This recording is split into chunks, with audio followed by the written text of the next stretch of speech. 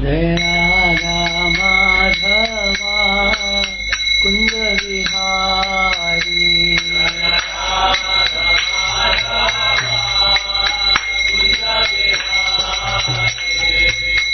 गोपीजन वल्लभा गिरिवरधारी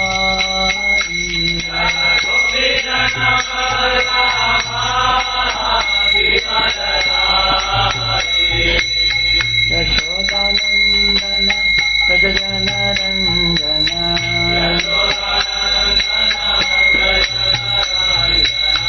यशोदानंदन व्रजजन रंजन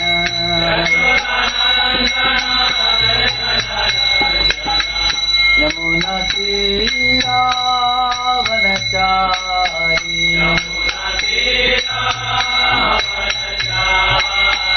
यमुना तीरावनचारी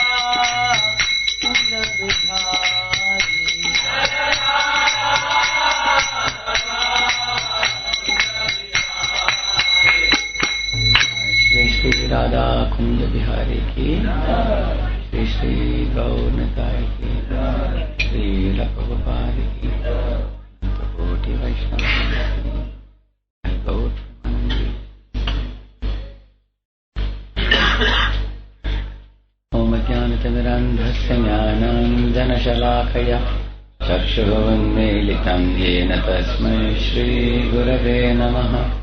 श्रीचैतन्यमनोभीष्टं स्थापितं येन भूतले स्वयं रूपः कदा मह्यं ददाति स्वपदान्तिकं। वन्देऽहं श्रीगुरो श्रीयुतापदकमलं श्रीगुरून् वैष्णवांश्च।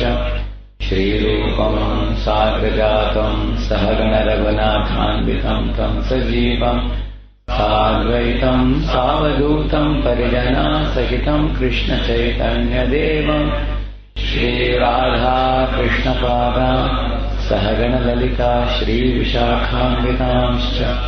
नमः ॐ विष्णुपादाय कृष्णपृष्ठाय भूतले श्रीमते भक्तिवेदान्त स्वामिनिति नामिने।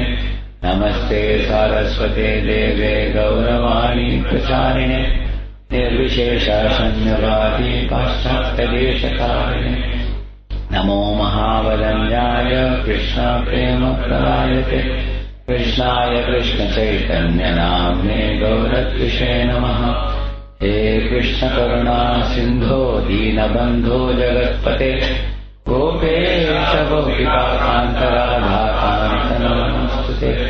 तप्तकाञ्चन गौराङ्गे श्रीराधे वृन्दावनेश्वरी वृषभानुसुते देवी प्रणमामि हरिप्रिये।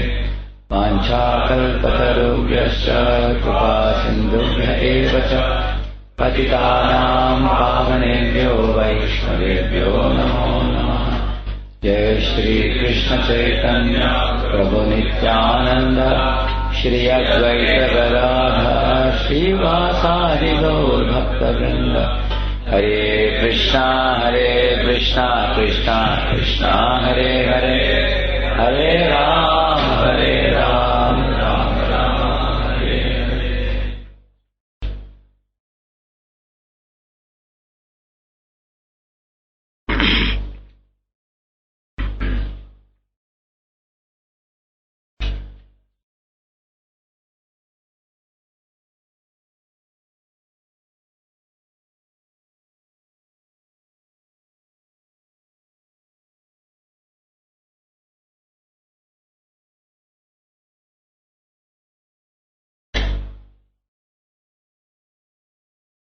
This is actually from the 12th canto of Srimad Bhagavatam. We will see a few verses from here, 5:15, 8 to 15, very special verses. 5:15:8. My dear King Parikshit, those who are learned scholars in the histories of the Puranas eulogize and glorify King Gaya with the following verses. So we are commencing Efficient Management and Inspiring Leadership course. I have been putting up various materials together for a long time. Like we had made the book ELTM, you all know. Effective Leadership and Time Management book that I had prepared for the I-Square IT college here in Pune. So we were offering the course there. And subsequently we could not continue after one batch. But my intention in preparing that was not for that college, but actually for our own devotees who are managing a project. Actually all of us, we act in the role of a subordinate also, and in the role of a superior, the role of a leader also. So we have to know how to act as a good subordinate and how to act as a good leader. So now we are reading this section. You will see King Gaya, what kind of leader he was. He says that the Puranas are glorifying King Gaya. Why did they glorify him? The next few verses will show that. Very beautiful verses. So, although each of the topic which I have taken is so exhaustive, sometimes we have 4-hour, 5-hour class and nobody is able to catch up everything. So I have decided that we will have these 30 sessions, only 2 hours each. Whatever fits in 2 hours we will learn. And some of the sections we can give devotees for reading, personal reading. But the goal of this course is not to exhaustively teach everything under a heading, but to give a glimpse of little understanding of each. For example, how to take a meeting. Or if 2 boys are quarreling, how to sort out the quarrel. Or you have to start some new project, how to commence it. This kind of things. Like for example, you how to plan things, or when we are faced with crisis, how to handle it. So I thought that little knowledge of each of these things will surely help us.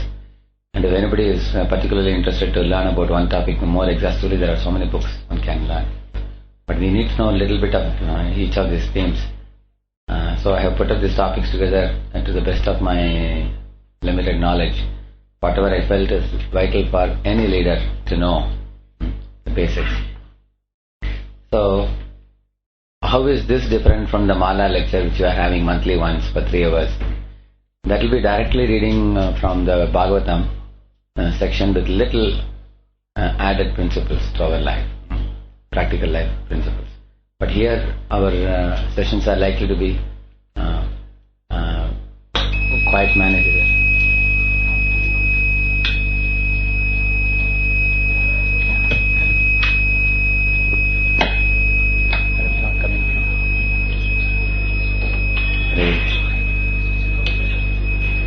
So here we may have little bit of Bhagavatam, but we may have more down to earth practical hands-on things to use for our management. So I can say this will be like we may have some 70-75% of the discussion here may be very practical. It's It's like taking into consideration a person in the field. Whereas what we do in Mala lecture will be mostly Bhagavatam with little practical life principles. Little like that. Okay, let's go ahead reading this. 5.15.8. So there have been many great kings. Here King Gaya is going to be glorified. But there have been kings like King Yudhishthira Maharaj, King Prithu, King Parikshit, this kind of kings who are glorified in the pages of Bhagavatam. The great King Gaya used to perform all kinds of Vedic rituals. He was highly intelligent and expert in studying all the Vedic literatures. He maintained the religious principles and possessed all kinds of opulence. He was a leader among gentlemen and a servant of devotees. He was a totally qualified plenary expansion of the Supreme Personality of Godhead. Therefore, who could equal him in the performance of gigantic ritualistic ceremonies? So here it is said, he was very intelligent and expert in Vedic study. So not only he had bookish knowledge, he also maintained the religious principles. And he had all kinds of opulences also. So we are able to see that, So it is said, for the common gentleman he was a leader, and for the devotees he was a servant. Why this is distinguished? It doesn't say he was a leader of the devotees, it doesn't say why. A leader of the devotees is always considered himself the servant of the devotees. That's why it's clearly said like this, And because devotees are always in a serving mood, even a guru feels, I am a servant of my disciples, I have to facilitate the devotional service. He feels like that. So, nowadays the very famous term servant leader is coming up in a very big way, even in companies. Servant leader. He was a totally qualified plenary expansion of the Supreme Personality of Godhead, just like Prithu Maharaj also. So who could have performed such gigantic ritual ceremonies, he is asking. Okay. All the chaste and honest daughters of Maharaj Daksha, such as Shraddha, Maitri, Daya, whose blessings were always effective, bathed Maharaj Gaya with sanctific water. Indeed, they were very satisfied with Maharaj Gaya. The planet Earth personified came as a cow, and as though she saw her calf, she delivered milk profusely when she saw all the good qualities of Maharaj Gaya. In other words, Maharaj Gaya was able to derive all benefits from the earth and thus satisfy the desires of his citizens. However, he personally had no desire. So each of these translations has some highlight. Like he is a leader of gentlemen and servant of devotees. That was the highlight in the previous one. And here what is the highlight?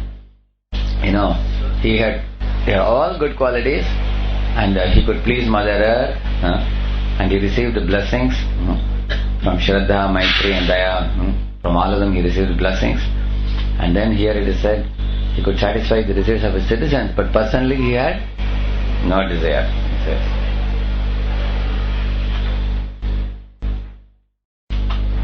Although King Gaya had no personal desire for sense gratification, all his desires were fulfilled by virtue of his performance of Vedic rituals. All the kings with whom Maharaj Gaya had to fight were forced to fight on religious principles, based on dharma. They were very satisfied with his fighting, and they would present all kinds of gifts to him. Just like Yudhishthira Maharaj. Many kings agreed to become his subordinate kings, because they were proud of being a subordinate of Yudhishthira Maharaj. Because they thought he is such a pure devotee, leading the world so nicely. Why not we be subordinate to him and assist him and offer him gifts? Similarly, all the Brahmanas in his kingdom are very satisfied with King Gaya's munificent charities. Consequently, the Brahmanas contributed a sixth of their pious activities for King Gaya's benefit in the next life. Because King Gaya was giving Brahmanas charity, Brahmanas gave 1/6 of their good karma to Gaya. In Maharaj Gaya's sacrifices, there was a great supply of the intoxicant known as Soma. The King Indra used to come and become intoxicated by drinking large quantities of Somaras. Also, Supreme Personality Lord Vishnu also came, personally accepted all the sacrifices offered unto him with pure and firm devotion in the sacrificial arena. The Somarasa actually doesn't intoxicate like our liquor in this world. That's why they say the Soma Puta Papa, it says. What is it verse? Traividyamam Somapa Putapapa Yagnayadishva Sargatim Pratrayante Te Punyamasate Surendra Lokam Ashtanti Divyan Davite Bhagavan. It is said in Bhagavad Gita. This intoxicant, it gives great happiness, but it doesn't plunge a person in ignorance. The somaras. So further is saying,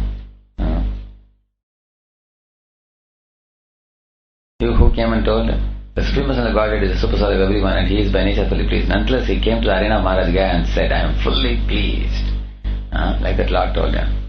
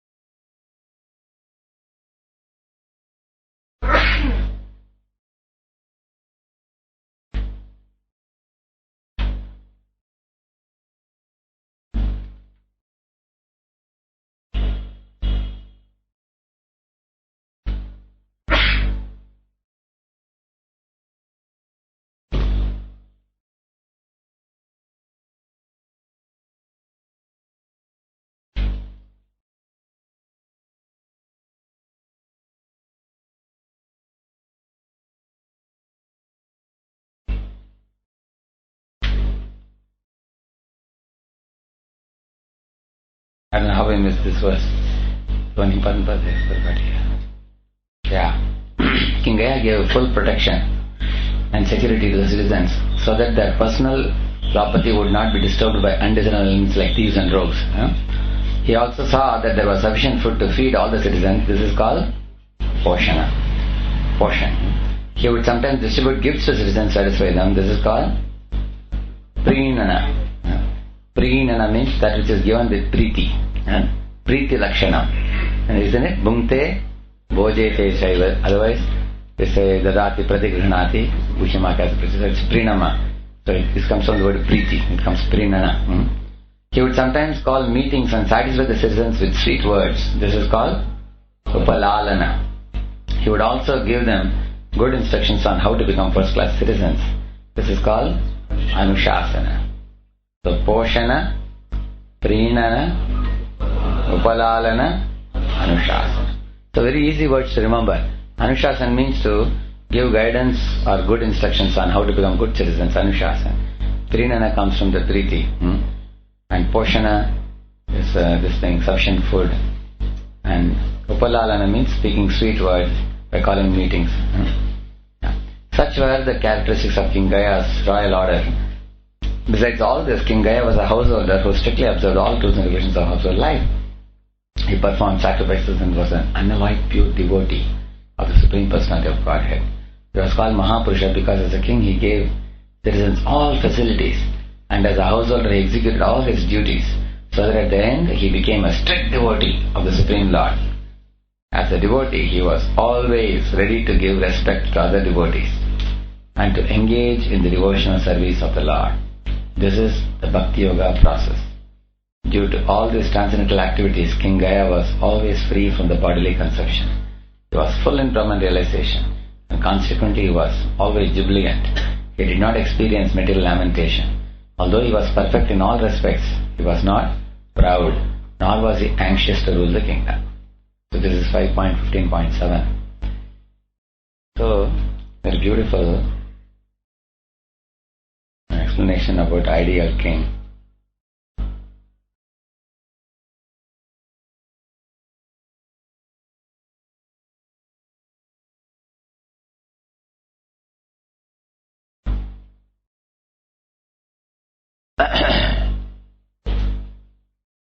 So the first chapter we are discussing on managing by hand, head and heart.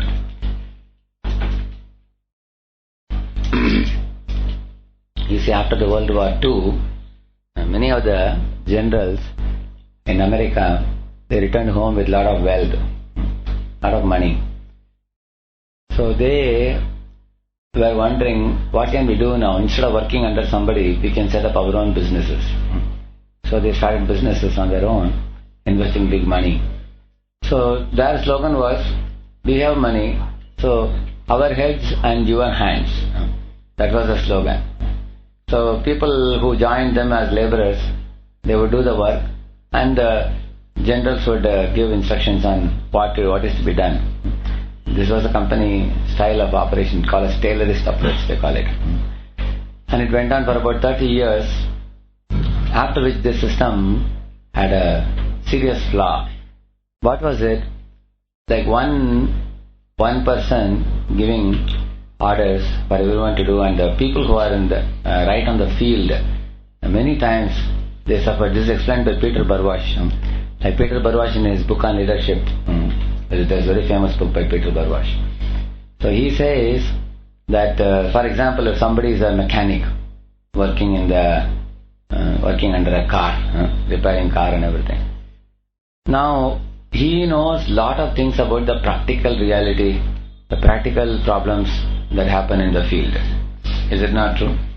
Now somebody who is the owner of the company in the top, who is accustomed to only counting money and the amount of profit achieved by selling cars, he may know very little about what happens in the field.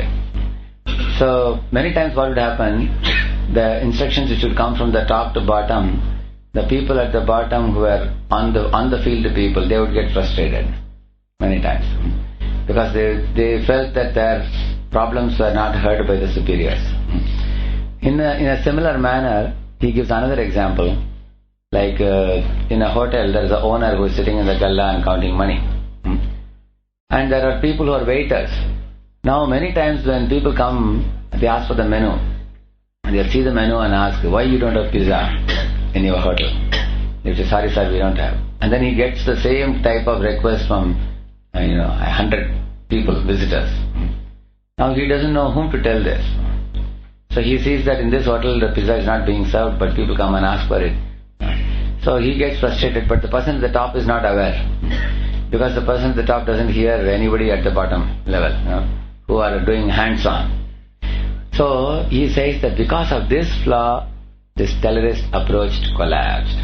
That is why in our Pune preaching, I remember once one of the senior devotees came to me and said, in one of the colleges, the boys who are preaching, they wanted to change the particular regular style of preaching into something else in that particular year. They were feeling that we will not do one time because there are some envious elements in the college. We will skip it and directly we will go for our succession course, and we will do it in a small way and everything. So the person who was a senior devotee in that project, he was very much insisting, no, we have to do a one time at any cost. Only then we will get a lot of people. So then finally they said, better we consult with me. So when they came to me, I called this senior devotee personally and told, these are people who are hands-on people. They are hands-on. They know what is going on in the college. So it is better that we hear them. Otherwise, if we make a decision now from the top, then when things fall apart, then they will say that this is why the things fell apart. You understand, no? So he was very surprised. I am senior and they are also young. Why they are given so much, so much respect? I said, actually we are not giving respect because they are junior and you are senior. They are given respect because they are people on the field. They know the situation there. And the people at the top should be willing to adapt, change. Then I was telling about this Taylorist approach, how it failed, even after 30 years of succeeding. So at that time, something else was happening around the world. It's called as TQM, they call it, Total Quality Management. So in Japan, there is a Kaizen system, they call it. That system is exactly opposite to this. What they said, why do you come only with your hands? Why don't you come with your heads also? You bring your heads and our heads, and we'll put together. And then in this way we will work together and we can succeed. And immediately the Japanese industry started booming. That's how the Japan, although it was at one point of time unnoticed by the world, it started booming with so much success. Because the people who are subordinates felt very valued and respected and included as a part of the plan making and decision making aspects of the organization, and they felt, oh, the organization respects us so much. So they, see, if somebody shares your vision, they will give their heart for doing the work. You agree? Isn't it? But if somebody doesn't share your vision, you may make wonderful plans and float it down the line, but then when it comes to them, there will be a disconnectivity. And then you will see that you are, it's like ghee poured in ashes. It will not go down the line. Because there is a, just like for example, you switch on the light and it doesn't get on, that means the connection is improper. Isn't it? So, sometimes as a leader, somebody makes a grand vision, and like a train engine, you go ahead, and then you go ahead, you turn behind and see no bogies. Why? What is the main reason? The vision is not shared by everybody, and everybody is confused. Is it really possible? Isn't it? So that's what happened with this Taylorist approach. But the Japanese people were smart. They said, we will also take our fellows with us. So let us also give them chance to plan. So they would call the people, okay, you are the automobile engineer, so you are the supervisor, or you are a mechanic. Now we want to invite you for the meeting also. You also come. Okay, these are our plans. Do you think it will really work or not? What do you think? And then he may tell the practical problems. And they include it also. In this way, they, in one sense, they are like, it's like putting aside their ego and willing to listen to the subordinates and including them as a part of the planning. The result was they were succeeding, but they also survived for probably 2-3 decades, and after that they fell to another serious problem. Like we say, too many cooks spoil the broth. When there are too many heads coming, then everybody wants his opinion to be passed. That also becomes a headache, another headache. Or if you tell them that, no, we will hear your opinion, but we may not be able to implement, then they will say, you are doing eyewash. You are just calling us and taking opinion just to flatter us that you are including us. But we are only Naam ke Vaste people. You are actually not taking our tradition seriously. So in this way, that also started collapsing. At that time, all the management gurus around the world were looking for some system in which they can get the total loyalty of the employees. You see, in America nowadays, the Fortune 500 companies, the top 500 companies, they have one serious problem. What is it? The employees are not keeping the talent which the company, the secrets of the company, loyal to the company. They go to one company, they pick up the secrets, and then they phone up another company. I am ready to come to you, and I have the secrets with me. And if you give me a double or triple salary, I am ready to join you. So they carry secrets from one place to another place. And then this company chases after them, but how long can you chase? So, keeping the people loyal, there is a special area nowadays which is called as body shopping. Body shopping means there are people who do, sitting at home, they do this job. Like they will call somebody in one company, like say somebody is working for a famous computer company. They will call him, ask him, you are in such post, kitna milta hai? I am getting about 60,000. Okay, I have another company which can pay you 1.2 for your talent. And then you have so many years of experience, and I am ready to get you the job. Oh really, where is it? You will say, this is the company and I will connect you to so and so, you come. But then you will say, I have given a bond and this and that. No, I will help you. So, they identify good people in one company and pull them to come to another company with some secrets also. And this is called what? Body shopping, they call it. Move people from one company to another. And that company will be screaming and crying, oh, we have been training this fellow for the last 8 years. They invested so much in him and everything. So, in this way, the American companies, and see, the American company people, they employed the Stanford University to go to Japan and find out why Japan is succeeding, how Japan is booming.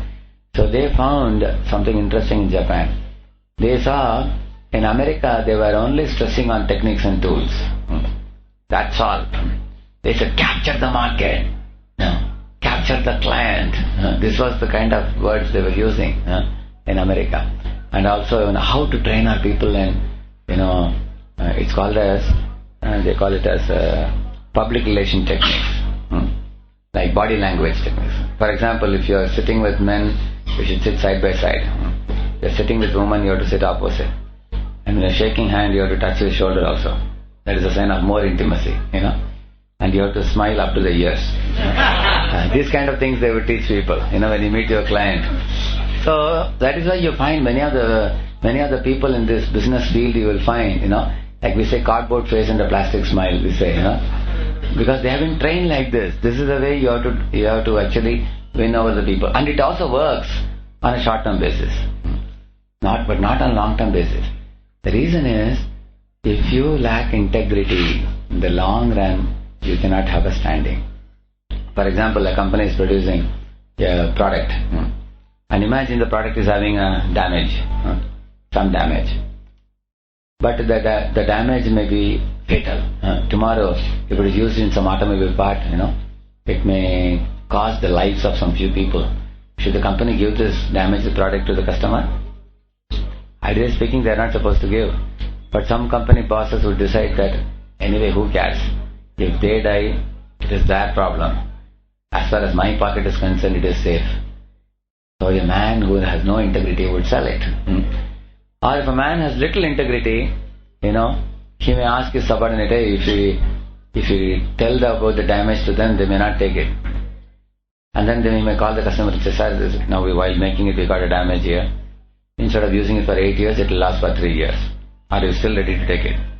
And that fellow may take it on cost price or something, with no profits. Then he's a man of integrity. You understand now? But if a person lacks integrity even once, and the truth comes out, then other companies will run away.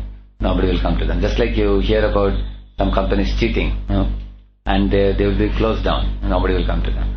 So they learnt this thing in Japan. That Japanese companies are based on integrity, and Japanese companies were based on loyalty. They actually had friendships with each other. They had loyalty to their boss. In the company also, they were actually working like one family in the companies in Japan. And these people were surprised, taken aback. They were very selfless in working with each other. And that also has a background. In China and Japan, you will find they have a spiritual background also.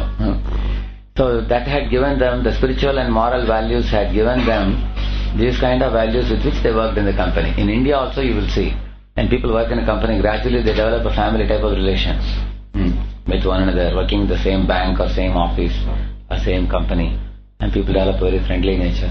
So they wanted to know, of course Japan also failed because of too many heads, spoiled the broth.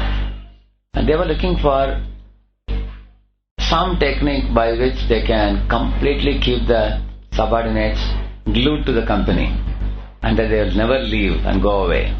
They'll always stay with the company. And also they wanted employees who will take less salary and give out more work, because they wanted cheap labor also. At the same time they wanted loyalty also. And they wanted hard work also, because they wanted the job to be completed before the deadline. So which means, in India people say, we want cheap and best. You have seen that? Like, you want inexpensive, and you want the best quality, and within a very short delivery promise time. These three, to match all the three is so difficult. And there's a cutthroat competition between companies who will attain the goal first, like that. So when they were researching like this, one of the management gurus started, and then subsequently many other management gurus started pursuing research in that direction. They said, Indians have the secret. It's better to research in India, the Indian system of education. So many crews from America and other parts of the world, they came to India to research. And the conclusion was this, that in the Gurukula system of India, the disciple has absolute loyalty to Guru, absolute dedication, commitment, surrender, self-motivation, responsibility, dependability, all these good qualities. And And the most amazing thing they said is the disciple doesn't take salary from the Guru. He is fully surrendered, completely. So they wanted to know, how is this possible? They said, if you can get our employees like this, how nice it will be. Our company will flourish. So they started doing a lot of research into this system. And then this research only led to the new era in the management field, where great personalities like Daniel Goleman wrote the EI, Emotional Intelligence, very famous book.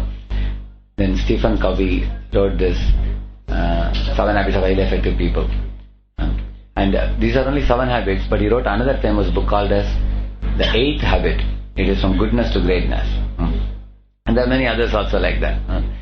So you will find that these people have a different approach than the older books. You will find the older books, they only focus on very superficial ideas on how to achieve success in market. They are all the superficial material ideas. But these books actually started speaking about importance of putting people before the project and giving importance to inspiration over all other material skills. So here is where comes this point. Behind the hand is the skill, and behind the head is creativity, and behind the heart is inspiration. So you can purchase the skill by paying some money. Like we say, throw peanuts, you will get monkeys. You give salary and you will get people. Skill is not a very difficult thing to get. You can get it. And creativity also you can purchase to some extent with money. You open R&D department and you want to research and get some brainy people, brainy chaps, and pay them a good salary, and you may get them also. But getting the heart of people is not a joke. That's a very great challenge. Because people give everything other than their heart. Like a person working in a company, you will see on a Friday evening there will be a big smile on his face. Why? 2 days holiday now. And the company people would wonder, this fellow, his wife and children, they don't give him salary, they empty his pocket. Then how is he smiling? Is it not true? But we people are paying salary. When on Monday morning he looks like as if he has drunk castor oil or something. Isn't it? But on Friday evening he is smiling, although his wife and children take him to market and empty his pocket. But how is he so inspired to go home and be looted and cheated by his relatives? Still he is so happy because he is getting some inspiration from home. Isn't it? So they wanted to make the office or the companies as attractive as home, so that a man will feel the same happiness in the office. So this is one reason why you find nowadays computer companies, you go, you wonder, is it an office or looks like a home? They make it like a house. There's a lot of greenery, there is a easy chair, there is TV and everything. You wonder, is it an office? So they want to tell the people that never go home, be here only. Only your wife can be at home, so that she won't disturb your work. So they were trying to find out where does the inspiration come from, and they arrived at the solution, which is actually a true solution. The solution is, unless you change the consciousness of people, they are never going to contribute wholeheartedly to the company. The attitudes and the consciousness of people has to be changed. This is one result they arrived at. Another result they arrived at is, yes, it is true that there are fellows in India, the disciples of many gurus, who are loyal and dedicated, self-motivated, committed, responsible and all that. But the leader has to be a person of very high character. Then only people will give themselves completely. They understood. So then the subsequent books in management, many of them started speaking elaborately on what are the qualities that a leader needs in order to be able to get the commitment of the people, surrender of the people. So this became a big talk after that. That's why many books are coming in the market nowadays in this line, in this direction. So actually, we generally, when we employ people, we generally think of the skill or the creativity.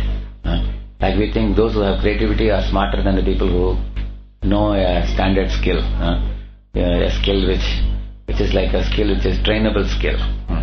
But can creativity be trained? Creativity cannot be trained. Creativity is an innate thing. somebody has in the brain, or to some extent creative ideas can be taught. But the inspiration is something that you cannot infuse it from outside. It has to come from inside. It has to come from inside to outside. It cannot be injected into somebody's system, inspiration. So, but although inspiration is of the heart, it comes from the heart, there are certain things which can be fed from outside, which can awaken that inspiration. For example, if the leader is a person of very high character, if the leader is a person who is highly sensitive to the subordinates' needs, interests, concerns and expectations of the subordinate, and he is a people-centered man, not a money-centered man or a project-centered man or his own name fame-centered man, or he is not a person who wants to grab the credit of all the subordinates and eat it himself and disregard the subordinates without giving any appreciation or respect for them. So these things are the important points. If a leader is a sacrificing leader, and if he is a person of nobility and character, and these are all achievable only if the leader is a God-conscious leader like Gaya. That's why in the beginning I read about Gaya. You will see King Gaya, he was a servant of the devotees, he was a leader of all perfect gentlemen, and also how did he take care of the Praja? By 4 things: Toshana, Upalalana, Prinana and Anushasana. All these things he did for the people, and he performed religious rites and sacrifices for Lord Vishnu, and Lord personally came and said, I am very pleased with you. Lord came and told him. So the kings knew very well that if you please Krishna, then you can please everybody. King knew that.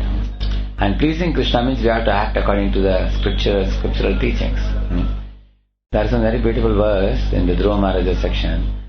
It says, Yasya prasanno bhagavan gunair maitri adibihi tasmai namanti bhutani nimnamapa ivadvija. It says, Yasya prasanno bhagavan. If Krishna is pleased with somebody, Gunair Maitri Adibihi, by the devotee's noble qualities and by his friendly disposition with the Supreme Lord, then he says, Tasmai Namanti Bhutani, all living beings will bow down to him.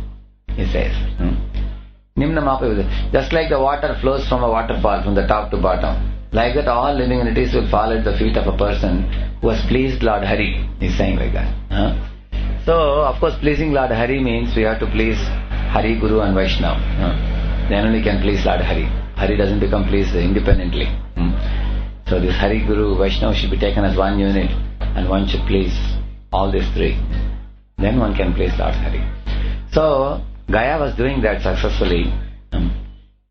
And same way, if you see Ambarish Maharaj, he would come to the court, he would sit in his asana, then all the ministers would stand up and then they all would sit, they would report to him and hear from them, and they would give new ideas of what they want to do. He would appreciate them, and then they all would implement their ideas subsequently, and then he will go back. And he was doing his devotion service peacefully. He was only keeping an eye on how they are doing things. So very ideal king, Ambarish. And everything and everyone flourished in his time. Cultural activities flourished, religious activities flourished, morality flourishes, spirituality flourishes. All the people are happy and satisfied. Even the seasons are favorable. It's not too hot, it's not too cold. People don't have diseases. People don't suffer miseries. Everybody lives a happy life in this world, and then all his citizens were aiming at the spiritual world. None of them wanted to go to heavenly planets. So, now, in the course of many of the future topics that we will be reading, we will also be repeatedly citing this point on who is the ideal leader. Because ideal leader means there are certain characteristics that ideal leader is supposed to exhibit. And if we keep on repeatedly working hard in our own lives also to fit in that position, then we will be very productive in our role that we play. Then we can do a lot of benefit to the society. Otherwise, if you are not setting example of a good leader, then we may just stay for some time and then life will go on and life will come to pass. We can't do much. Because these characteristics are very vital. Even the material companies are considering, as I told you. what to speak of a spiritual organization like ours? We all play a subordinate role. We also play a leadership role also. So we have to act as ideal human beings in order for us to be able to, expand this movement of Srila Prabhupada. That's why Prabhupada in his talk with Giriraj Maharaj said, how will this movement succeed? By organization and intelligence, he said. So in order for us to be able to do the organization successfully and intelligently, we have to learn. So till now we have seen two parts. The first part was the qualities of King Gaya, and the second part was managing by hand, head and heart. Now we are coming to the third part, which is the PowerPoint. I'll just show you the PowerPoint.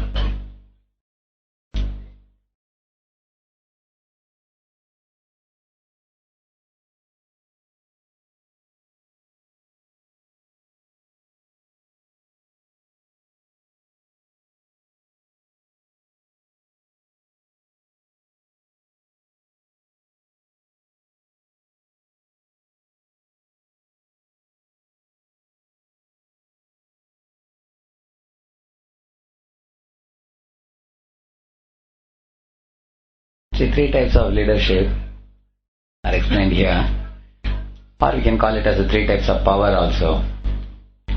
Generally, the easiest way to get things done in this world is the lowest one, called as the coercive power. To compel by force, by exploiting fear and anxiety. This is what everybody will resort to in general, because they want to somehow get the thing done, somehow or other. So these leaders are called as sword-wielding leaders. He says they catch people doing things wrong, feel appreciation is not necessary, and they imagine that everybody is happy. They don't even ask whether they are happy or not. Imagine everybody must be happy automatically. And they have envy also for the subordinates, that they fear that if they do better than me, they will get ahead of me. They have that fear.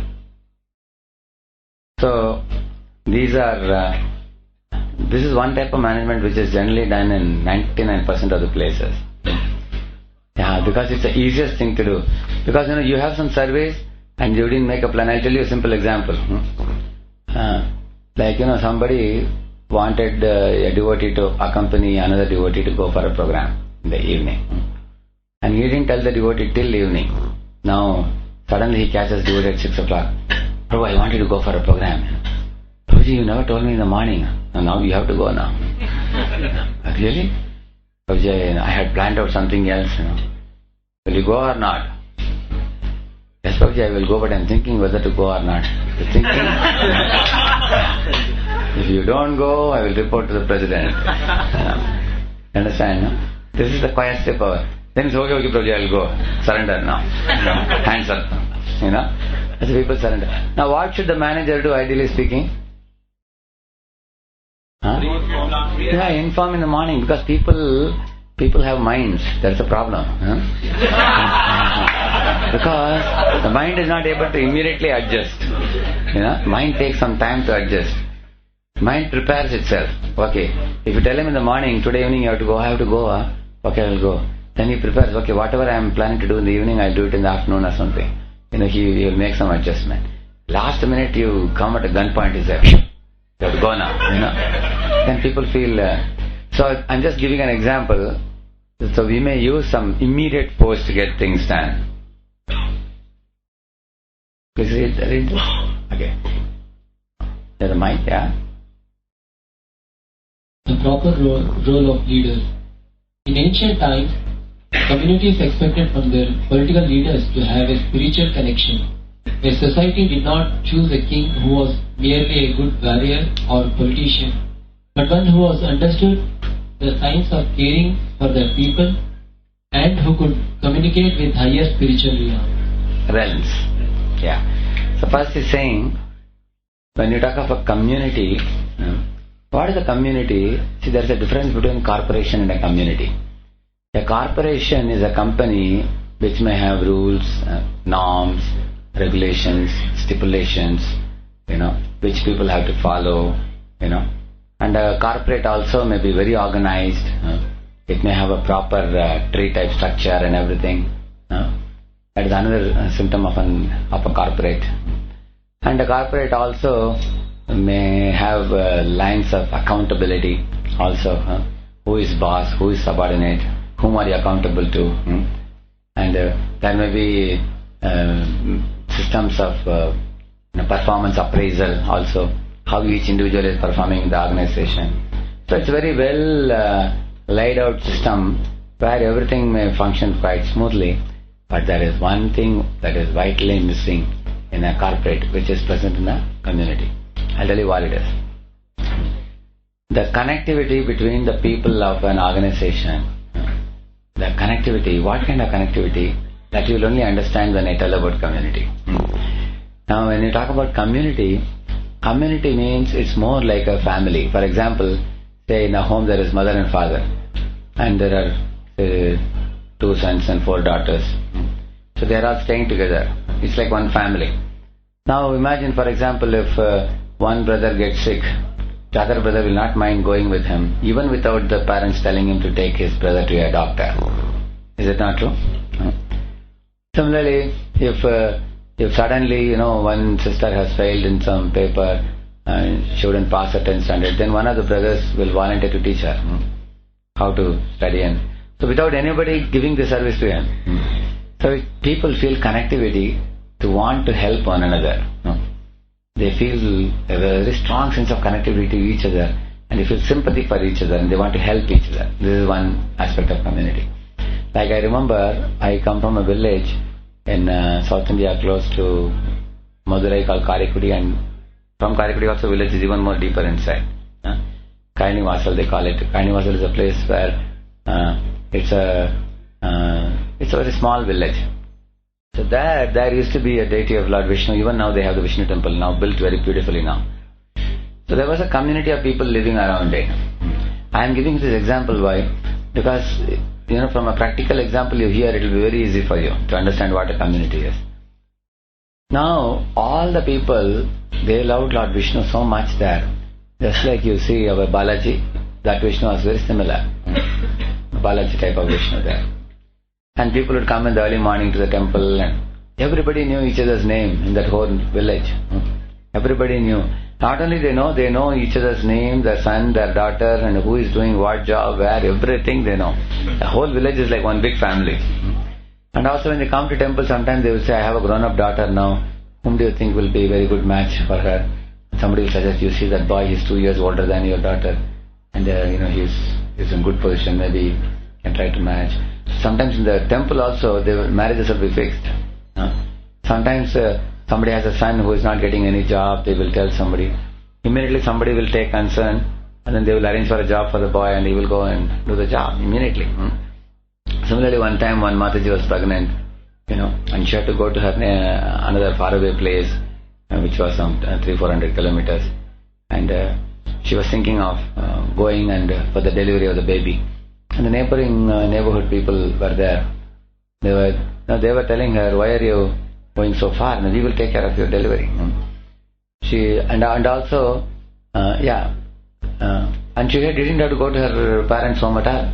The neighborhood people took care of her to the delivery of the baby. I remember in the same manner another time when an accident happened for one of the gentlemen there. Some car accident, he broke his leg very severely, and he had to be taken to some hospital in North India. He had to go far away place. So the father was going, so naturally his wife also had to go with him.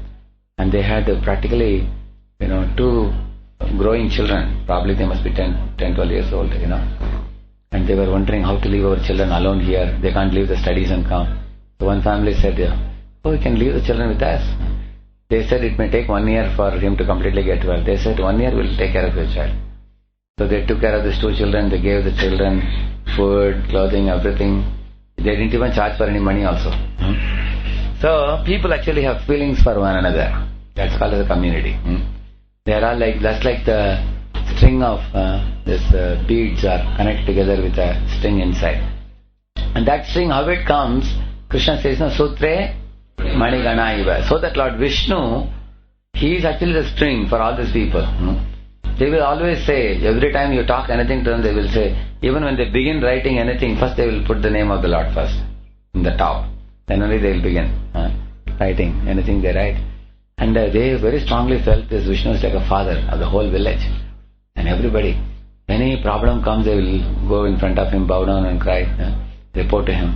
Anything good happens at home, they will go and report. And any new undertaking, any project, they will naturally go and bow down and circumambulate. And needless to say about the festivals, how they all would celebrate together, everybody together. So, the ideal community is one where the deity of the Lord becomes the center for all the people, and they give their heart to the deities. They want to see the deity beautifully dressed and decorated and worshipped and adored and offered all kinds of opulences and everything. And when all the people, they become selfless by dint of their surrender to Krishna, then they don't care for the material conditions of this world. Because when love dominates the heart, all the material requirements become practically nullified. The love becomes the basis. And then one is willing to sacrifice, make sacrifices, and one is willing to extend, one is willing to become selfless, like that. So that is called as a community. So he is saying here, the community is expected from their political leaders to have a spiritual connection. This is the main point. A leader has to have a very strong spiritual footing. Actually, a leader should have, the leader's consciousness should be merged in spiritual absorption. And he also should do the activities connected to leadership and management. That should be a side thing. His main absorption in samadhi meditation should be what? What? Yeah, his spiritual connection. Like, the spiritual, like for example, if a leader's life is seen to be utterly simple, like one devotee, his name is Rompal Prabhu from London. He went to one school run by this Swaminarayan people. So this school had practically some 3,000, 2,500, 3,000 children. Huge number of children, huge buildings. And then he wanted to meet the main chairman, or the main number one person of the whole school. So he was asking them, can you please take me? So they went staircase, up, very great height they went. At last there was one very big, one very big cottage kind of thing, and a hall inside. He went inside and there was one room, almost this size room. So in that room, when he opened the door, he found there was chatai here, one square chatai put, one here, one here, one here, one here, all around the room. And in the end of one room, in that room, one sadhu was sitting, very tiny and small sadhu, sitting and reading some book. And then when they took him inside, he asked, you said you are taking me to the main chairman, who is it? They said, this is the chairman. They said, he is the main person who is behind all these activities. And he was shocked, and he was sitting in a very simple chatai, and it's very simple floor, which is polished with gobar. And he was sitting, and he made him sit. He said, I felt so nice in that room. It was a simple cottage, thatched cottage kind of thing. He was sitting there, and this fellow is handling crores of rupees. And there are hundreds of people working under him, but he is a utterly simple sadhu. He is satisfied in studying the scriptures, but everybody takes instruction from him. They hear from him, they learn from him, they execute the instructions, and they have complete faith that this person is transparent. He is not taking a single penny for himself, because they have seen him moving all around for many, many years. He's an elderly person. He's like 50, 55 years. So they had developed such trust in him. So, because he was a spiritual person, connected to God, then only people put faith. Because people see that this fellow has nothing to give and take with material wealth. So, actually we can surrender to him and he will speak the word of God. That type of faith people will have. A society did not choose a king who was merely a good warrior or politician. It is not enough to be simply a good warrior or politician.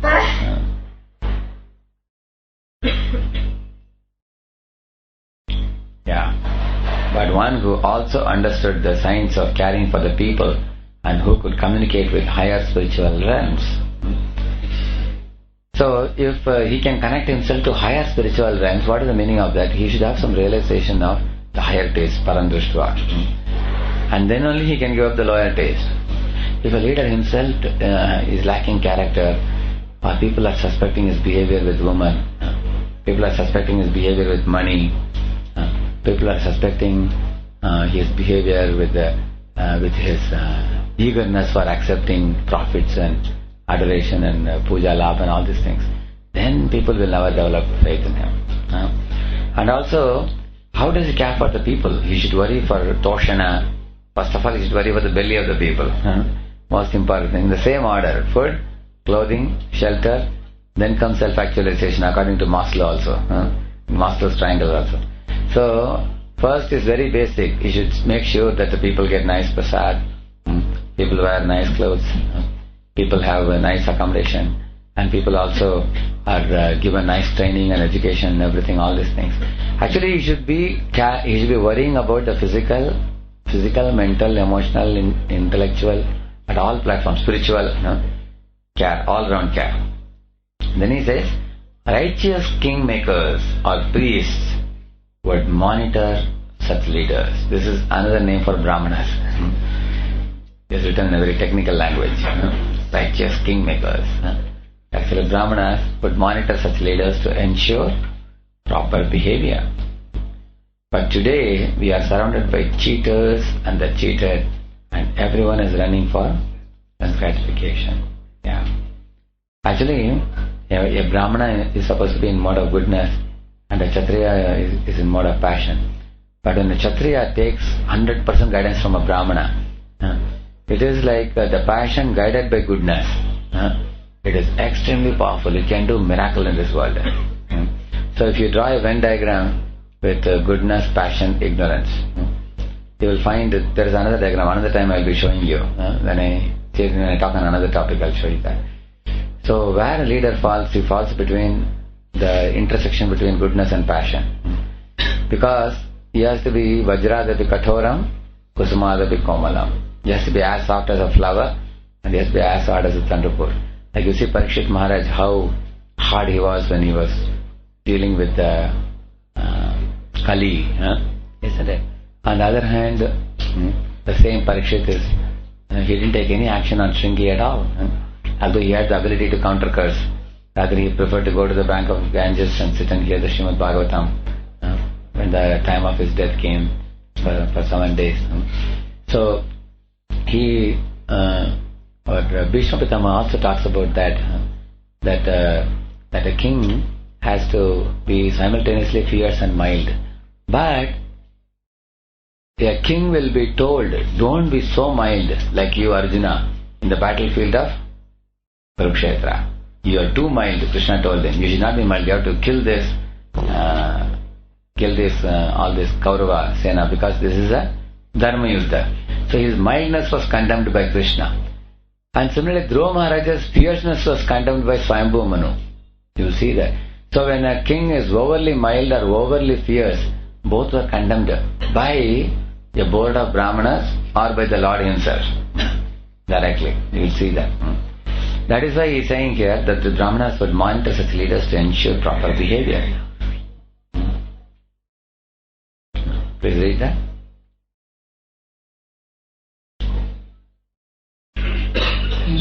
Because all leaders, not just spiritual leaders, serve as representatives of God, the actions of those who take unfair advantage of others can have enormous impact. In our families, for example, parents should be channeling divine energies to their children. Divine energy means Krishna consciousness. Yeah. Unfortunately, all too often, this does not happen. Yeah. See, who is a leader now? That is explained here. Like the mother and father, they are authority. Child is subordinate. Isn't it? The Brahmanas are authority. And who are subordinates? Kshatriya, Vaishya, Shudra. Isn't it? The sannyasis are authority. And who are subordinates? The other 7 classes. 4 varnas and 3 ashramas. And they are subordinate to sannyas. Now, king is an authority. And citizens are subordinates. Spiritual master is an authority. And disciples are subordinate. Isn't it? Similarly, we will find that this authority-subordinate situation is there everywhere, all around the world. It will be there. So anybody playing the role of an authority can be called as a leader. Like all of you, you might have played the role of subordinate in certain situations. And in other situations you might have been like the role of a leader also. So especially when you are playing the role of a leader, he says that they should be channeling Krishna consciousness to the children or the subordinates properly. Like for example, if you are a leader, you should be more worried how to make your subordinates Krishna conscious than accomplishing the goals and tasks. Why? Because if your subordinates become very Krishna conscious, they will do wonders. They will do miracles automatically over a period of time. But if they are not Krishna conscious, and if they are simply accomplishing some temporary immediate goals, then the result is disaster. I'll tell you a practical example. I won't give any abstract point. For example, I remember there was one boy who was very eager to give one-time programs, DYS programs. But the problem is, he would never come to the temple. He would never attend Bhagavatam class. He never attended his counseling meeting. Never went for yatras. He never took any intake of spiritual association. And this was happening for years together. Can you imagine? 2, 3, 4 years. At the same time, many of the voices thought that, here is a brilliant man who is ready to help us give one-time succession. Everybody called him, come here, come there. At one point of time, I put a taboo.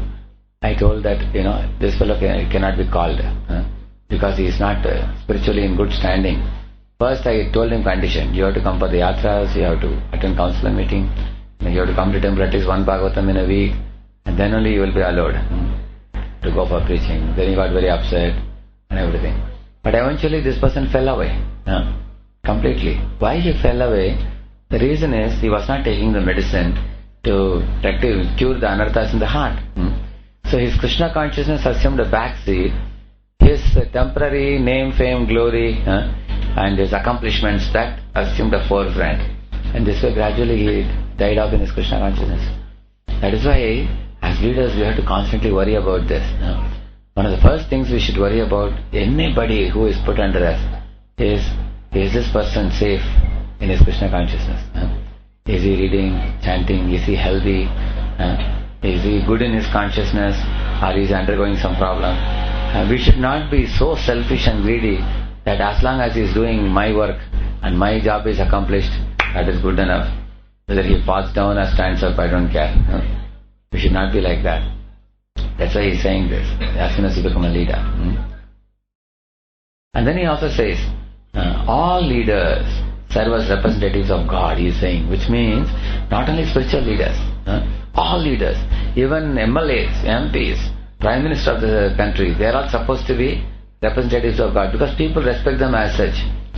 Like this Y.S. Reddy, when he died in a plane and this helicopter crash, So many of the Telugu, the Andhra Pradesh people, they had very deep feelings of sorrow because he is our king, he is our boss for Andhra Pradesh and we have lost him. Many people cried also. Because, see, days have changed, culture has changed and people have changed, so many things have happened, but still some of the old values are still there in people. People consider even material leaders to be almost like spiritual leaders. Even students, for example, like we used to make one of the professors to give off the certificate, Discover Yourself certificate. When the professor is giving, the boys will touch his feet also. You have seen that? They bow down like this and touch like that. Why? Because it's there in the culture. Now that professor may be smoking, drinking also. Still a boy does it because it's old culture, it's there in the blood only. He doesn't say, sir, you are smoking, so I won't, bow down to you. He doesn't say that. So that's why he's saying, all leaders, he's saying. Read the next paragraph. Leaders should consider themselves as proprietors of those in their charge. Ownership implies that we have a right to do with our property as we will, and it can serve as justification for all kinds of exploitation and abuse. But if we view ourselves as caretakers, coordinators, catalysts, or carriers of the vision, and if we treat others in loving, supportive ways, we will not engage in such exploitation. Yeah. I can give you an example of what is exploitation.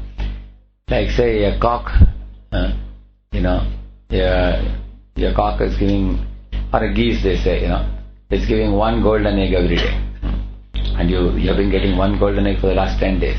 You wonder how nice it is. Every day I get one big golden egg. And the 10th day you think, maybe this bird is having millions of golden eggs inside. Huh? If I just cut it into two, I will get all of them in one shot. Is it not? So you know this story, isn't it? When the farmer cut it, what happened? The geese died. Isn't it? So this is a very powerful example. Why? Because a devotee who is very productive, who can do something valuable for Prabhupada's mission, he joins either our boys or he may join the temple, basically with the desire to go back to Godhead. That is the main desire. He wants to, purify his heart and go back to God. He will also do some service for the mission if you give him some service. But the primary desire everyone has is, that is actually called a soulish desire. Like Nate Vidu, Swarthagatim Ki Vishnu. So, the Swarthagati, it's not wrong to desire to go back to Godhead. Like it's not selfish, it is soulish. So, a devotee is joining. So, what we should do, yes, you want to go back to Godhead, we will make arrangement for you to bring the Vaikuntha plane to take you. But along with that, you also can serve the mission of Prabhupada. What is it like? Giving them the spiritual food is like feeding the bird. You are feeding the bird every day. The bird, by eating it, the bird gets nourished. And what is the output the bird is giving? The services they are doing is like the golden egg that the devotee is serving every day. And as devotee has certain amount of physical and mental capability, beyond which all of us will collapse. Is it not true? We have certain amount of physical ability, certain amount of mental ability, certain amount of intellectual ability, and certain amount of time available for us. Is it not? So, with that we will produce some golden eggs. Golden eggs is compared to what? The services we do for the mission of Prabhupada. So, we want the golden egg also. At the same time, we want to keep the geese happy also by feeding the geese and keeping it in a place. It should not be in a very cold place, very hot place. It should be in a warm place, very happy. So it has got the food, clothing, shelter, everything you give. So similarly, we have to take care of devotees, and then they will do something wonderful for Prabhupada's mission. But when we become greedy, then what we do? We forget to feed them and we overwork them. Practical example. Sometimes in the marathon time, sometimes devotees return back to the temple at 12 o'clock, midnight or even later. And then next day, morning they miss the Mangalarti, and 5:30 they'll get up, take a bath, and immediately load the books in the van and rush to the spot where we have to distribute the books. And some temple where thousands of people are coming, they'll put a table there, and when people are buying the books, they'll be chanting Hare Krishna, Hare Krishna. Bhagavata Chaya kya? Hare Ram, Hare Ram. Like that. So when they do like this, then what happens? The result is what? The result is, it happened in Chowpari temple. I remember Maharaj was telling, after every marathon, 3-4 devotees were leaving the Brahmacharya ashram. And Maharaj had a very great concern. So he wrote a letter before marathon. At this marathon time, Brahmacharya classes are compulsory. We should keep it every day. And devotees wrote back, but Maharaj, all day they are distributing books. No, you have to find out time. Keep it in the morning, keep it in the afternoon, or keep it in the night. And devotees have to come together and make sure that the devotees don't sleep too late. Yes, they can work hard all day if they want, but they should get enough sleep also. And otherwise they will get weakened by Maya. Because on one hand they are going and facing the outside world, like bearing the brunt of the battle straight outside. They see so many women, so many dirty posters and everything. On the other hand, their sadhana is very weak. Sadhana is down and there are no classes going in to elevate them. So all these things put together, it weakens them. Then the goose dies. Because you have not given food, you have not put in favorable condition, and the one golden egg which it was laying also is finished. Now this fellow joined some company, is working for a software company. Now he will have his wife and the goose will produce fruits for somebody else, and not for you. Isn't it? You understand, no? It's a very simple example. It's not very difficult to understand. Yeah. So it's called as P/PC capability, we call it. Product versus product capability. So this product capability is actually the goose, and the product is the golden egg. So you have to make a balance. Now what happens? Somebody may pamper the goose so much. No, goose, don't put any golden egg. I don't want anything. I only want to feed you. I only want to take care of you. I want to keep on massaging you, pampering you. I'll be fanning you. I'll take care of you. Don't worry. Sir, I want to give... No, nothing. I don't want any golden eggs. This is one extreme. Another extreme is put all the golden eggs now. I'll cut you into half. That is another extreme. So, either of the extreme, what will happen? Either of the extreme, you stand to lose. You understand? No? You stand to lose. Either way, you stand to lose. That's why he's saying. So we should view ourselves as caretakers, coordinators, catalysts, or carriers of vision. Vision is Prabhupada's vision. We are just carrying it. Prabhupada's Acharya, founder Acharya, has given us how to. In fact, Prabhupada says he didn't give the vision. Chaitanya Mahaprabhu gave the vision. Prithivite Achayadi Nagaradikara Sarvatra Prachara Vaibhamoram. That's the ultimate vision, which was given shape by Bhaktivinoda Thakur, Bhaktivinoda Saraswati Prabhupada, and the current spiritual masters, disciples of Prabhupada. So we have to become carriers of that vision. And catalyst means one who can speed up the expansion of this movement. And we have to act as coordinators and caretakers rather than considering ourselves as leaders. Ourselves being a leader should not go to our head. There is no need to feel so proud, because this world is a temporary place. We should always remember our position and post is like Ayaram Gayaram. We come, we sit here for some time, do some work, good work, push off. After some time, it's some short period of time. We don't have to become too much attached to our position and post, and just consider yourself as a caretaker, he said. But if you consider ourselves the owner, then for every small thing we can have ego problem. If you consider ourselves as proprietor. So now, all this I spoke to you now is to give you a background now. Again, we will revise it. So these are the 4 points. First point was about community. In community, 2 things were said. You should have connection with spiritual realm and you should care for the people. Both. One is upward connection and one is downward connection. That's the first one. The second point was about how the leaders' behavior should be monitored by the Brahmanas. Which means the leaders are not autonomous, but they are accountable to Brahmana superiors. That accountability is important. Modern day leaders have no accountability. You were telling about MLAs and MPs and executive heads of state now. Then he's saying, all the leaders, be they be material or spiritual, they are representatives of God. And their behavior actually has enormous impact. And then we were talking about authorities and subordinates. Varieties, about 7-8 different authority subordinates we talked about. And then finally, the 4th point we spoke was the leaders in charge, they should be actually considering themselves as caretakers. It's the right vision actually. Caretakers, coordinators, helpers, facilitators. And we are not the owner. Like for example, we should always think that some people want to do drama.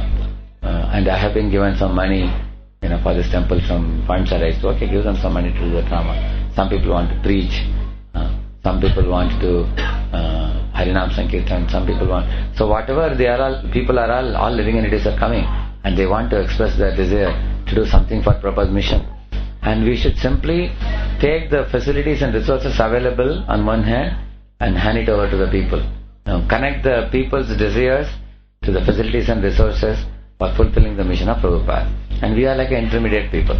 So we should have a healthy possession of power. It's not that we have to give up the power. We can have the power, but we should have a healthy possession of power. What is the meaning of healthy possession of power? You act completely transparently. You don't have any false ego, and you don't want to show to people that Chabika Gucha mere paas hai. You have to bow down to me, Sarvadharman Paritaja, then only I'll give you money or something. So we have to act as transparent via media, representatives of Krishna and Parampara. And we have to be neutral, we have to be fair, we have to be impartial while dealing with all kinds of people. There are disciples of different gurus. There are disciples coming from all over the world, different temples. And even within a temple, there are different classes. There are educated people, uneducated people. There are Hindi-speaking people, English-speaking people. There may be people who speak Tamil. I should not be favorite because he speaks Tamil. I will give him extra facility. Isn't it? How many people say North Indian, South Indian, East Indian, West Indian? He's from Bihar. Thoda Savdhan Raho, people say. Hey, he's a good Jew or whatever. So we should not see any partiality. Yeah, we should be completely fair in dealing, impartial, and just act as a facilitator, coordinator, like that is saying. So now these 4 things talk about a proper leader. So here also he spoke about the goose and the golden egg example, in order for how not to exploit the subordinates. So these 4 points are very important, taken from the book of His Holiness Bhagavad Swami. Okay, now there are 2 more types of leadership. After having understood this, you will appreciate these next 2. Expedient power. What was the first one? Coercive power, by push. And second one is expedient power. You see, a mutual agreement or trade-off based on self-interest by dangling carrot. Like you tell a person, if you just keep going for another year, we will send you to Mayapur for a special yatra or something, and we will send you to Mayapur by flight. You say that, you say, oh really? If you distribute 1,000 plus Bhagavad Gitas, we will send you to Mayapur by flight. So this fellow will be thinking, for the first time in my life I am going to travel by flight.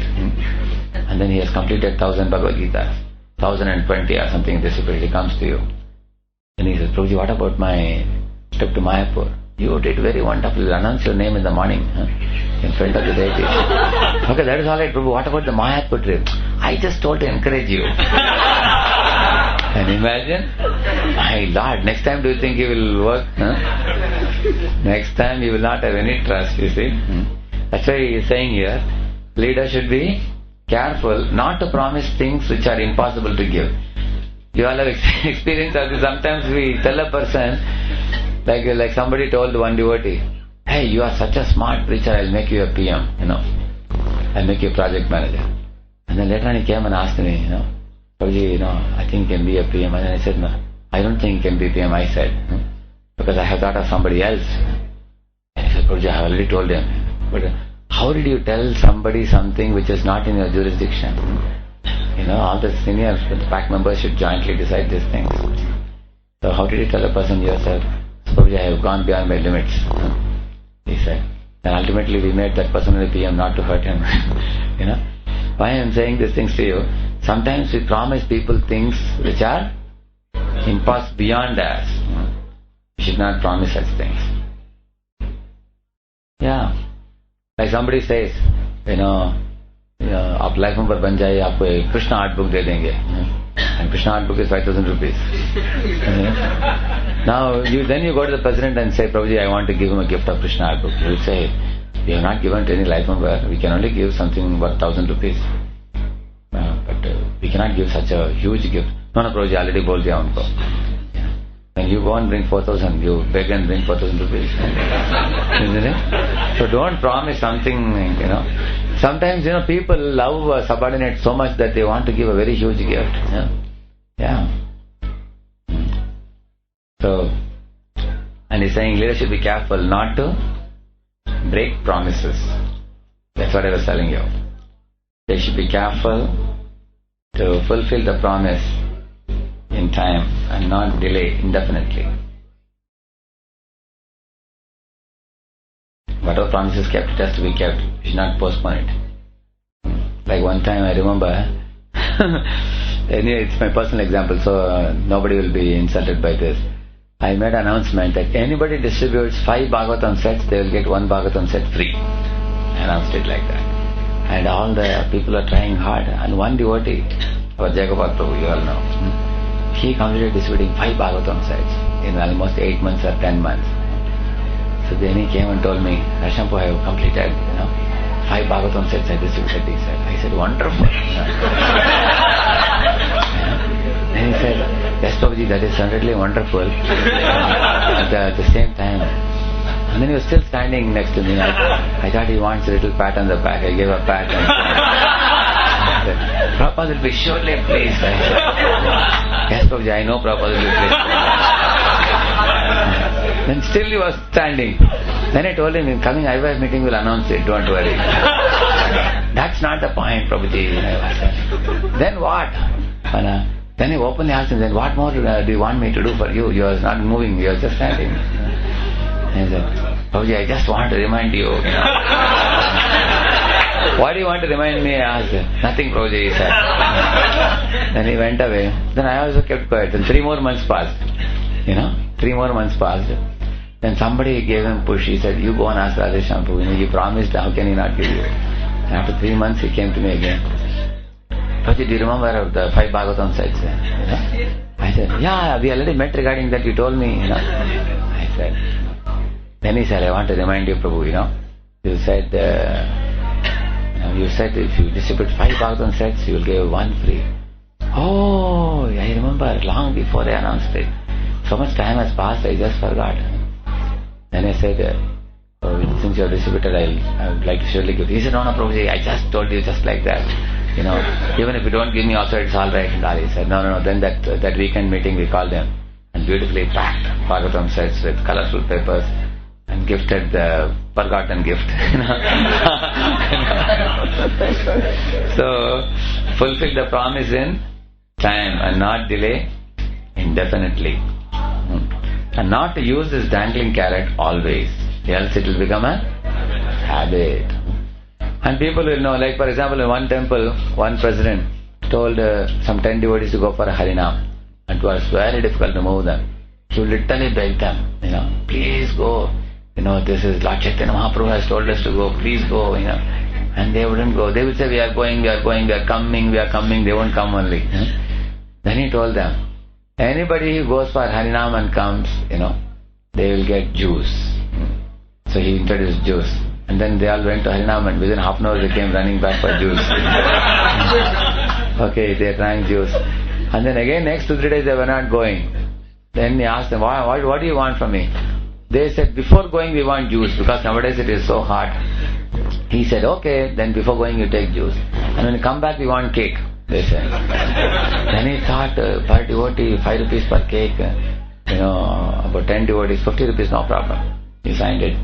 So before going juice and after coming cake. In this way, when he started providing, they started demanding more and more. This cake is useless, we want that item, this item. You understand, no? Once you... this becomes almost like a business. You understand? Is it? And people know. Just like a child knows, whenever you want something, you cry and mother will give. You show some crocodile tears and you can get it. It becomes a naughty child, a spoiled child. They will become like that. So, one should be careful about this. So this is called expedient power, which means to dangle a carrot and get things done. For getting the job done. Actually, this is not a very high platform. See, this fellow is showing carrot, you see? Isn't it? You see, companies have the technique called as carrot and the stick, they call it. The donkey, they put a carrot in front of the donkey, so the donkey will try to catch it. Like that, he will go near the carrot and carrot will keep moving. And if the donkey comes to know this trick, then he tells, hey, it's useless. I'm never going to get the carrot, now I'm going to just lie down. Then the stick behind. If you don't go, pat, they'll beat. So then I'm afraid of the stick. So companies also use this technique. They say that, if you do this, we'll send you, actually give you foreign chance. They will say, we'll send you to Germany or somewhere. But out of 100 people, one fellow will go to Germany. And all other 99 guys worked hard, that's all. Nanya Datastula Tushavagathinam. You worked very hard, You're beating the empty husk. But they all know that, somebody will go amongst us, whoever fulfills the precepts of the past. And also they know one thing, if you don't do the work, then stick they show. Which means, I will put you on bench, or I will throw you out of the company or whatever like that. So this is actually expedient power. The last one is legitimate power. Based on spontaneous attraction to an exemplary authority that commands respect through his qualities and example. And what are the expected qualities of the leader? You see, King Prithu oversaw his citizens as father cares for his children. A leader should know his people just as mother knows her children and should care for them with the same affection. So, here two examples are given here. One is King Prithu. See, father is a provider and mother is a nourisher. So father provides for the needs of the child.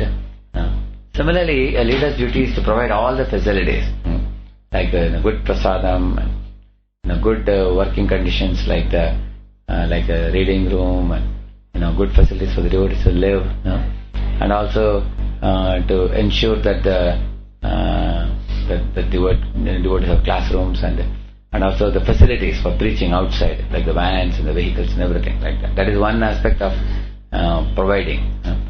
And the mother, what is the mother's nature?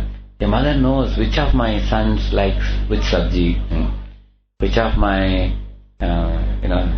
son is sensitive to what thing. They know about these things. Especially the mothers are very well aware about the psychology of each child. Similarly, this is the mother aspect where the leader knows some people need emotionally more, some people need emotionally less, and some people are sensitive to these things, and some people are allergic to these things. They know it. Like, for example, some people don't fit in certain departments. Like one boy asked me, Prabhuji, if I have to join temple, I have to be a preacher? No, I'm very afraid. One Gauranga Sabha boy. I told him, lifelong, if you simply wash pots, you can go back to Godhead. And if I became so happy, he said, Prabhuji, I'm joining temple today only. And I joined after that. So, some people are allergic and they have so many preconceived notions. People carry so many things. So, these are the two aspects, mother and father aspect, that are explained here. Actually, in the it is explained, Yashoda and Nanda Baba. Nanda Baba goes in the morning and comes in the evening, isn't it? So he was always very loving and caring towards Krishna, and he would never taunt Krishna. On the other hand, Yashoda Maya will show the stick. You've seen that? And I heard in one parenting seminar, even by one senior devotee, he was telling that because Yashoda Maya is giving so much of her energy and time in raising the child Krishna, she also earns the right to show the stick, like that. And because Nanda Baba, he goes away in the morning and comes only in the evening, if an occasional visitor shows the stick, that will be taken very cheaply, or it will not be taken seriously, or it will have an adverse effect also. Like, for example, imagine if Nanda Baba takes a stick and tries to beat Krishna. And Krishna will ask, you never gave any time, you never gave any guidance, you're just showing only the stick, is it not true? So this example they were giving, that the mother has to give enormous love and strict discipline. This is called as nice and strict. You have to be nice and strict. This is actually the leader has to be nice and strict. So, of course, this I heard in the parenting seminar. The one out of the two parents have to be nice and strict, and the other parent has to just give love. That's all. Similarly, in our case, there is authority and there is counselor. The counselor just showers with love, and the authorities have to be nice and strict. Understand? Authority comes like this, counselor comes from the side, like this. So, if there is any problem from here, then this is supposed to put the lubricant and make things proper, like that. So, this example, what is written here below, a caring leader wins the heart, president of University Business School.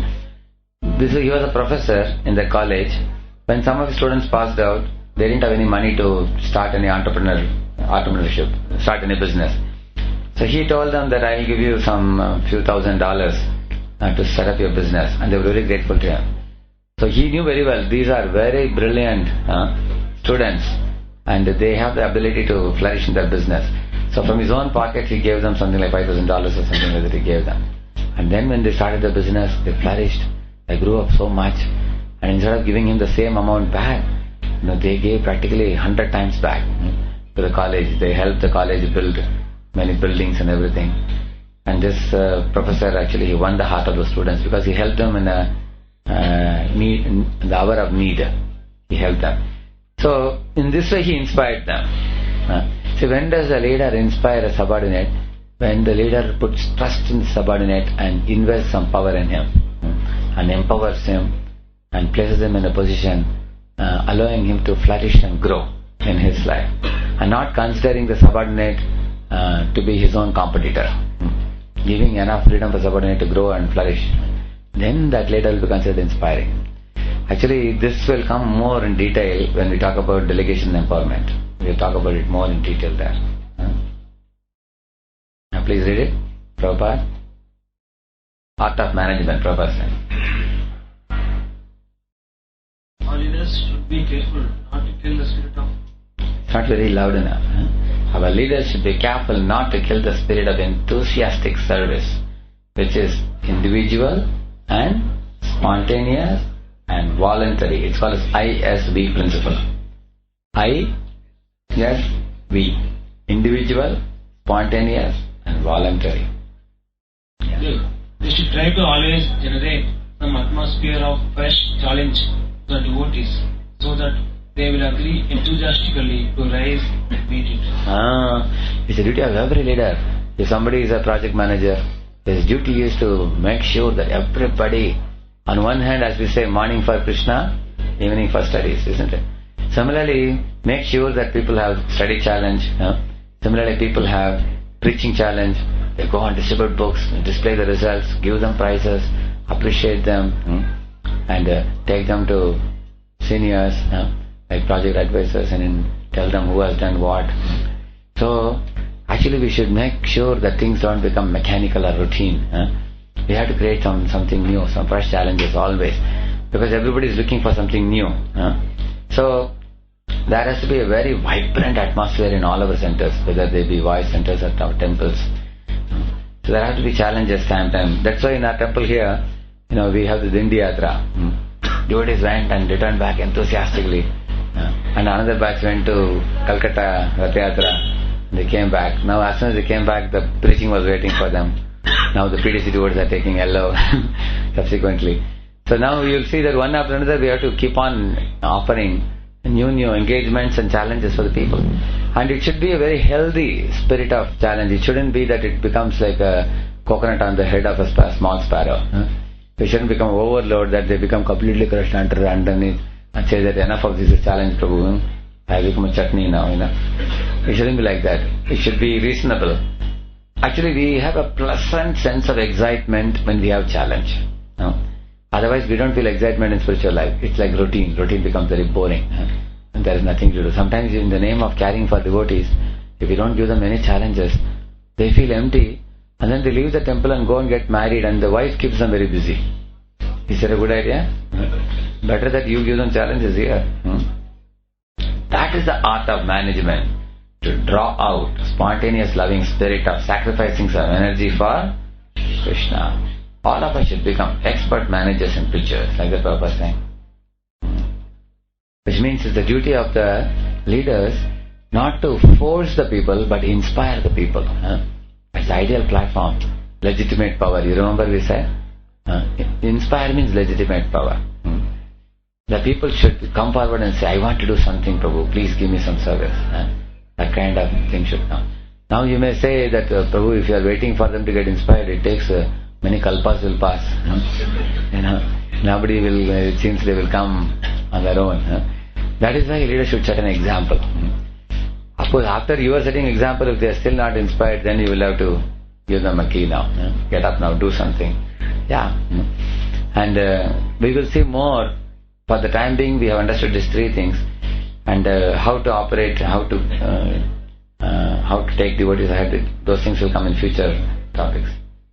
The Prabhupada is saying, our students should be fit for teaching Krishna consciousness by their character, by their behavior, by their knowledge. That is wanted. Remember BKC. Brahmacharya Krishna consciousness. Behavior, knowledge and character. By these three things they have to set example. So behavior means Vaishnava behavior. And knowledge means transcendental knowledge as well as worldly knowledge. You need both. You need both types of worldly wisdom as well as spiritual wisdom. And character means our dealings with money and women, especially, and how we deal with them. That is actually got to do with character. Character also has got to do with our integrity, and to keep our word, keep our promise and all that. So since you are now a leader, therefore Krishna is forcing you to become very responsible and advanced devotee. How many of you experienced this? Correct, isn't it? When you are made leader of some center, you are forced to become advanced and responsible. This is Krishna's special favor upon you. See, proposing special favor, that force. So now you must see that all boys and girls who come to the temple are given all facility to perfect their lives, Janma Sarthaka Kori, and you must give them good advice and instruction also. Thank you. Srila Prabhupada ki. So now there is 15 minutes for question and answers. Any questions? There are two questions. Where's the mic? Shutish Prabhu and then... So, as you were telling, some of the cases, to inspire people, actually, it takes different amount of effort and different setup altogether to inspire different rituals. Suppose I'm finding that somebody is too emotional, and I'm finding this hard tough time to inspire him. It has happened actually. One of the folks in our voice, he was there. Because when I used to talk to others with Jolly Mood and all, he used to, sometimes he blasted also at all of us. That I thought you one time, what is this going on? He was too emotional, is it? In that case, how it can be done? Actually, you cannot satisfy all the people all the time in this world. If you have made an effort sincerely to your level best. One thing is when dealing with employees, cooks, we have to respect them, we have to love them, and there has to be some distance.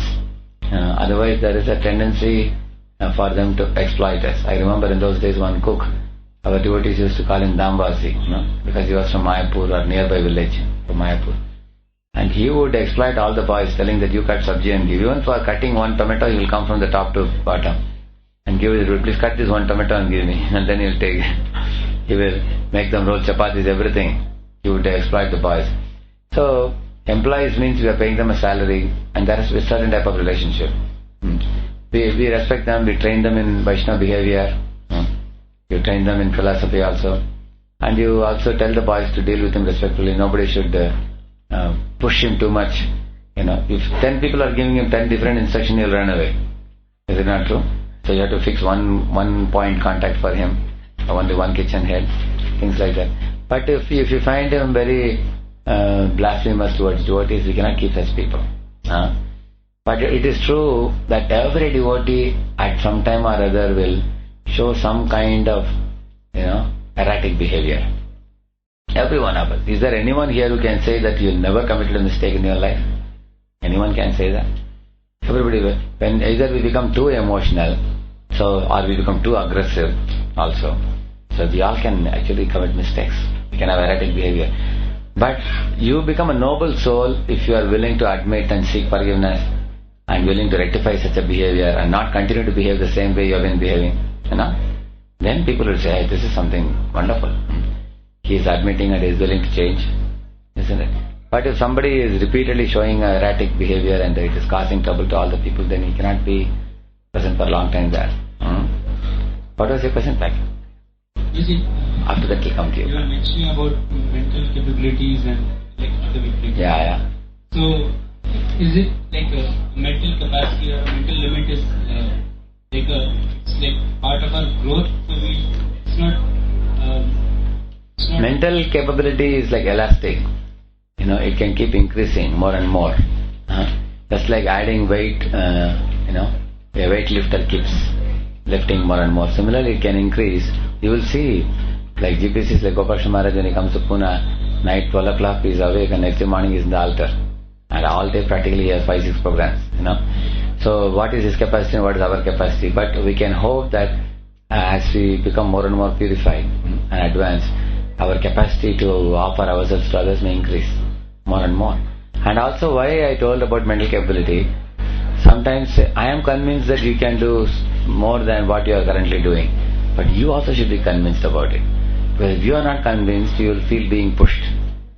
Is it not true? So, actually, if you are not very advanced in spiritual life and we push people, then they lose respect for us. And they will keep distance from us. They will fear us. But if a guru pushes a disciple, they may not mind. Because guru's position is so exalted, then they may not mind being pushed. And many gurus push also. Sometimes when they see a disciple too much attached, they may push also. See, that same thing, there are sometimes, like suppose that like the leader wants something, suppose we want that these things can happen. Now, every devotee is very sincere, so he also wants to fulfill the desire of his superior. And then, because we have expressed that desire, so he is pushing himself. And he goes beyond his own mental capacity. Oh, that will cause frustration. So, like, how to, like there are various ways to solve this problem. Generally speaking, for example, say I'm already doing 10 things, and if I add 2 more things to my list, I can please my superior very easily. But adding those 2 more things will cause a tremendous stretch for me, and the stretch will cause me frustration, and my health may go bad and all that. But I can submit these 2 things to my superior by getting it done from someone else. And you can please the superior in the same manner. Superior is least concerned about whether you did it or somebody else did it, but that thing is being done. Is it not true? That's what will come in our delegation empowerment. To whom can we delegate? You can't delegate to anybody, catch and delegate. So to whom can we delegate? There are people to whom we can delegate. So delegators are the most powerful leaders. Those who can delegate. Prabhupada was a superb delegator. Actually, like Prabhupada was introduced, Shyamsundar Prabhu was brought by this Mike, our Mukunda Maharaj. He said, Prabhupada, he is the one who brought all those, superstars and hippies in San Francisco. And he is friendly with everybody. And Prabhupada asked, what does he do? He said, he has been doing all the accounting for the Rath Yatra. He has been doing some accounting job. And then Prabhupada immediately said, so he can be accountant for a temple. Immediately. But then Shyamsundar said, but Swamiji, I am not very familiar, I know a little bit. Prabhupada, that you don't worry, I will teach you. When will you teach him? Right now. Come sit here, I'll tell you how to make it. Immediately, trained him, empowered him, delegated him and put him on the job. Immediately. And this is not one thing. Throughout Prabhupada's Leela, you will find this. Prabhupada will immediately empower. Like Prabhupada wanted to make one person a president of the temple. You remember? He was a Grihastha devotee. And before meeting Prabhupada, he had made 24 reasons why he cannot be president of the temple, isn't it? And then Prabhupada, he went inside the room. The first thing Prabhupada said, I think now that you have one child now, see the child was only almost 6 months now. Now that you have given a child to your wife, and Prabhupada would quote sometimes Kardamuni also. Kardamuni said, I'll give a child. Now that you have given a child to your wife, I think you can take sannyas. It was a new thing for which he was not prepared. His notes was only for president. And then the whole discussion took a different direction. It went. At last, after everything was over, he was about to cry. Prabhupada seemed to be pushing. Prabhupada said, what's the problem? What is the difficulty? You go here, you can preach. I'll give you one brahmachari assistant. You do this, do that. And then Prabhupada said, okay, if you don't like to travel here and there like a traveling sannyasi, you stay at one place and be a president. Yes, Prabhupada. Prabhupada is very smart. See, there, Satyavrat Maharaj, he says that Prabhupada, some disciples saw that Prabhupada had more confidence in their capability than their own confidence in their own capability. And then they thought, okay, Prabhupada will empower us. Prabhupada is blessing me, and he will pray to Krishna that I will be empowered to do this work. And that's how they got the confidence to do miracles, like the 3 families which went to London to preach. So, one thing I'll tell all of you, whenever you are feeling that you are in the panic zone, don't take up more than that. It's really not good. Because Krishna consciousness means pratyakshaavagamam dharmyam susukham kartam avyayam. It has to be very joyfully performed. It's not trustum kartum avaya. It's not frustrated kartum avaya. Yeah. If you are performing devotion service with frustration, you will not be happy and others also won't be happy. Actually, we have to make everybody happy, all Vaishnavas happy. So we have to be in a very good state of consciousness. Otherwise, if our consciousness becomes unduly disturbed, then it will disturb everybody around us. And especially it's all the more so for the leaders. Because leaders affect the subordinates substantially. So then what to do? You have to honestly admit. For example, you are given 10 services and superior wants to add 2 more services to your service. You can tell him, Prabhuji, these are the 10. You cancel out any 2 and you can add this 2 there. And you tell me the priority. That's the ideal way of asking. So we'll conclude here. We have a couple of minutes. We'll do a short kirtan. And conclude. So I will try to do this kind of one topic every week.